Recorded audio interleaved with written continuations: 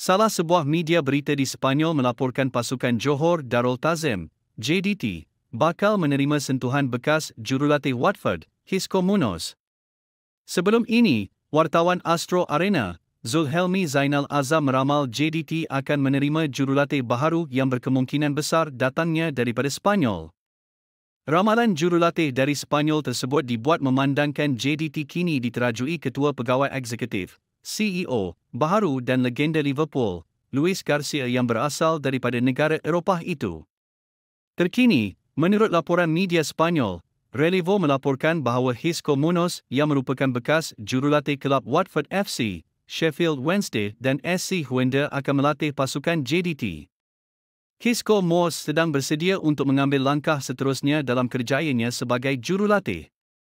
Bekas jurulatih Watford pada musim 2020-21 dan kemudian Huesca ini kini hampir memulakan satu lagi pengembaraan di luar negara. Penyerang muda negara, Lukman Hakim Syamsuddin dijangka membawa haluan ke selatan tanah air. Pemain berusia 23 tahun itu dikabarkan bakal meninggalkan Eropah selepas 5 tahun untuk kembali ke Liga Malaysia. Tonggak kilovolt Kortrijk K di Belgium itu menjadi buruan beberapa buah kelab terkemuka di Malaysia dalam persiapan menuju musim 2025-26. Menerusi laporan oleh wartawan, T. Avineshwaran, pemain versatile itu bakal membawa haluan untuk menyertai Negeri Sembilan bagi musim baharu. Beliau akan bersama-sama beberapa pemain lain seperti penjaga gol KL City FC, Azri Ghani, tonggak kebal Selangor iaitu Kuzaimi P termasuklah Hakimi Abdullah dan Arif Al-Rashid. Lukman sebelum ini turut berada dalam radar pasukan Pantai Timur, Terengganu menunjukkan minat mendalam untuk membawa pemain ini bagi musim baharu. Kami sudah risik pemain itu, Lukman, bagi membolehkannya beraksi bersama TFK pada saingan Liga M nanti. Penyokong KL City FC ceria apabila dua tonggak utama mereka, Giancarlo Gallifuoco dan Paulo Josu sah kekal bersama pasukan itu.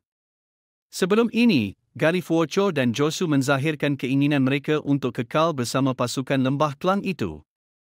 Meskipun kedua-dua pemain dikabarkan menerima tawaran daripada kelab Liga Malaysia, Liga M dan luar negara, Gallifuoco dan Josu tetap menyatakan rasa sayang kepada KL City.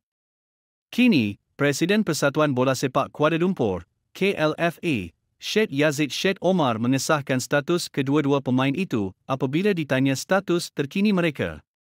Paulo, Josu dan Giancarlo Gallifuoco kekal bersama KL City, katanya seperti dilaporkan wartawan Astro Arena, Fadirul Shuhaimi.